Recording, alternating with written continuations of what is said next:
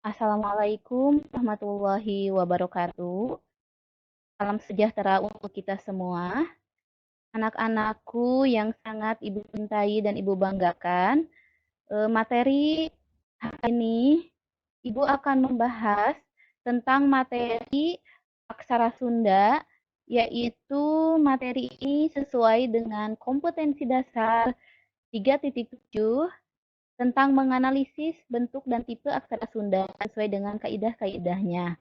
Tentu saja, dalam materi kali ini, Ibu akan menjelaskan bentuk apa saja yang ada dalam aksara Sunda dan perbedaannya dengan huruf-huruf yang ada di dalam bahasa Indonesia.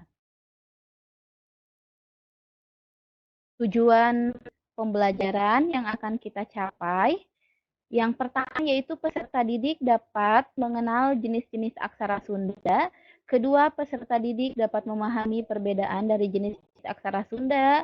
Yang ketiga, peserta didik dapat memahami cara menulis aksara Sunda sesuai dengan kaidah-kaidahnya. Dan yang keempat, peserta didik dapat menggunakan rarangken untuk menulis aksara Sunda yang tepat. Nah, sekarang apa itu aksara Sunda? Kenapa kita harus belajar aksara Sunda? Bukankah sekarang aksara Sunda itu sudah jarang ditemukan? Nah, aksara Sunda itu merupakan huruf yang digunakan oleh masyarakat Sunda, terutama pada masa peradaban kuno. Pada masa sekarang ini, aksara Sunda dikenal dengan aksara Sunda baku, yang merupakan sistem penulisan hasil penyesuaian aksara Sunda kuno yang digunakan untuk menulis bahasa Sunda kontemporer. Sahabat rumah belajar, aksara Sunda sekarang ini sudah dikomputerisasi, jadi sudah ada bentuknya dalam komputer. Kita tidak khawatir, eh, tidak usah khawatir kalau ada materi aksara Sunda, wah bagaimana ini nanti menulisnya kalau memberikan soal latihan kepada siswa, kita tidak usah khawatir. Tentu saja bentuk aksara Sunda ini sudah ada komputerisasinya. Kita hanya perlu tahu cara menggunakannya seperti apa. Tidak jauh beda dengan menggunakan font-font yang ada di komputer lainnya, begitupun dengan font aksara Sunda yang ada di komputer. Kenapa perlukah kita mempelajari aksara Sunda? Tentu saja sangat perlu. Hal ini sesuai dengan peraturan daerah Provinsi Jawa Barat nomor 5 tahun 2003 yang telah diubah atau disahkan kembali dengan nomor 14 tahun 2014 tentang pemeliharaan bahasa, sastra, dan aksara daerah. Tentu saja untuk kita sekolah yang ada di Jawa Barat ini, hal ini sangat wajib sesuai dengan Perda Pemerintah Provinsi Jawa Barat. Hal ini harus diajarkan di semua tingkat pendidikan yang ada di sekolah menengah atas, di SMA. Nah, sekarang masuk ke materi jenis-jenis aksara Sunda. Aksara Sunda itu ada berbagai jenisnya, terbagi ke dalam aksara Sunda Ngalagena, aksara suara, rarangken, dan angka. Aksara Ngalagena itu akan kita kenal sebagai rumus dasar.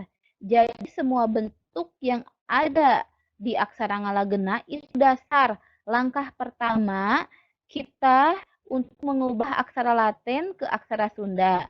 Tentu saja kuncinya rumus dasarnya ada di aksara Ngalagena ini. Yang kedua yaitu aksara suara atau huruf vokal. Kalau di huruf vokal di bahasa Indonesia ada 5, A, I, U, E, O. Kalau di bahasa Sunda ada 7, yaitu A, I, U, E, O, E, dan E.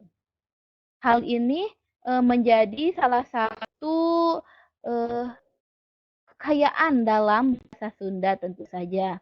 Yang ketiga yaitu rarangken, merupakan rumus bentuk untuk merubah akhiran vokal A dengan huruf vokal lainnya yang ada pada aksara Ngalagena tadi. Di aksara Ngalagena itu semua akhirannya A. Jadi kalau kita akan menuliskan huruf I, U, E, O, E, ataupun E. Nah, di sini kita harus menggunakan rarangken. Dan yang keempat yaitu angka. Angka tentu saja tidak jauh beda dengan angka yang ada dari huruf 0, 1, 2, 3, 4, 5, 6, 7, 8, dan 9. Hanya saja dalam penulisannya kita harus menggunakan tanda garis di awal dan di akhir. Nah, sahabat rumah belajar, ini bentuk dari aksara Ngalagena. Semua akhirannya huruf A. Ini yang akan menjadi patokan ya, rumus dasar dalam kita menulis aksara Sunda. Selanjutnya ini ada aksara suara, yang tadi huruf vokal ya, ada 7. Terus ini rangken, ini rumus untuk mengubah akhiran huruf vokal A yang ada di aksara Ngalagena sesuai dengan kata yang akan kita tulis.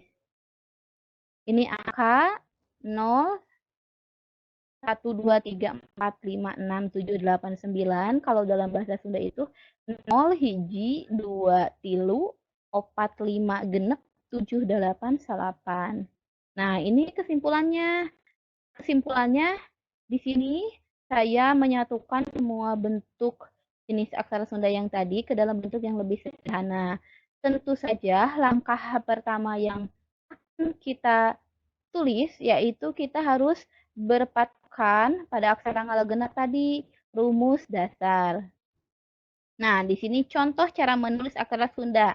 Yang pertama kita lihat di sini ada kata bapak. Kalau akhirannya a, ba, terus pa, tentu saja kita hanya harus mencari huruf ba dan huruf pa yang ada di rumus dasar. Kita tidak perlu menambahkan tanda lainnya, cukup kita mencari huruf ba dan huruf pa. Mengerti ya? Nah, yang kedua, ini ada kata buku. Tentu saja, huruf bu dan ku itu akhirannya vokal u.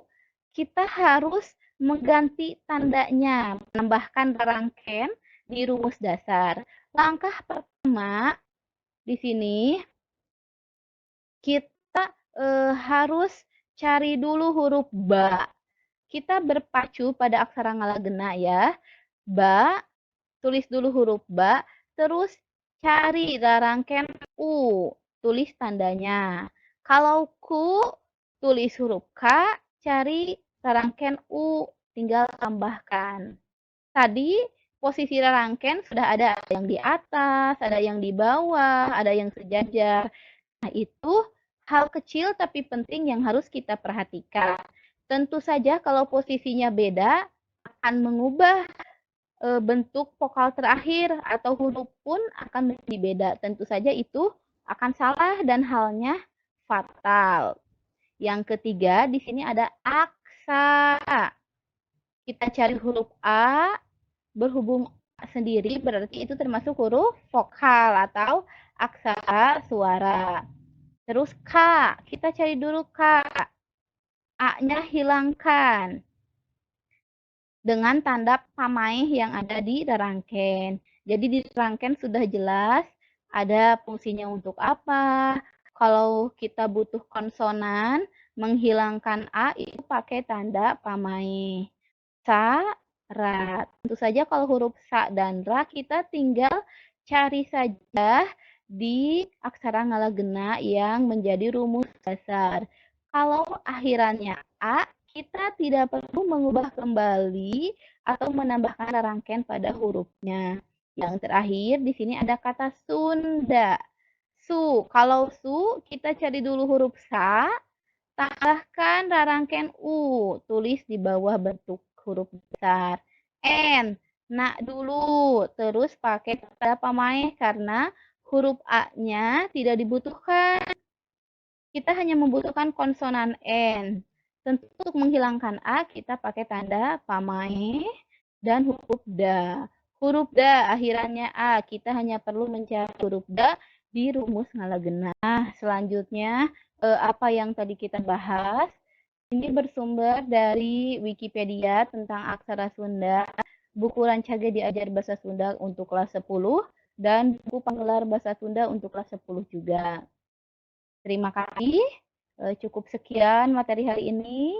Sehat selalu untuk kita semua. Sampai bertemu kembali di materi selanjutnya. Wassalamualaikum warahmatullahi wabarakatuh. Terima kasih, sahabat rumah belajar.